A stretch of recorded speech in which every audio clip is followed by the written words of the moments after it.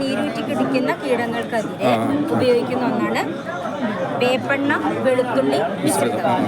ഇത് തയ്യാറാക്കാൻ വേണ്ടിയിട്ട് 20 മില്ലി വേപ്പെണ്ണ 20 ഗ്രാം വെളുത്തുള്ളി നന്നായി മിക്സിയിൽ അടിച്ചിട്ട് പേസ്റ്റ് രൂപത്തിലാക്കും.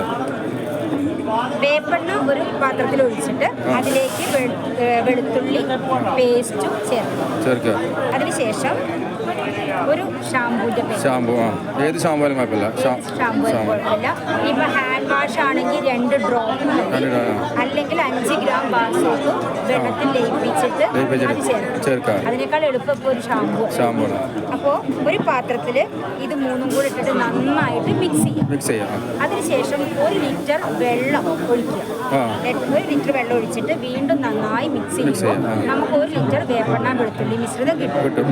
ഇതിൽ നിന്ന് ഒരു 10 മില്ലി വേപ്പെണ്ണ 1 ലിറ്റർ വെള്ളത്തിൽ കലക്കിയിട്ട് ചെടികളിൽ ഇപ്പോൾ മുളകായാലും തക്കാളി ആയാലും പയറായാലും ഏതായാലും കുഴപ്പമില്ല, ഇലയുടെ അടിയിലും മുകളിലും നന്നായിട്ട് സ്പ്രേ.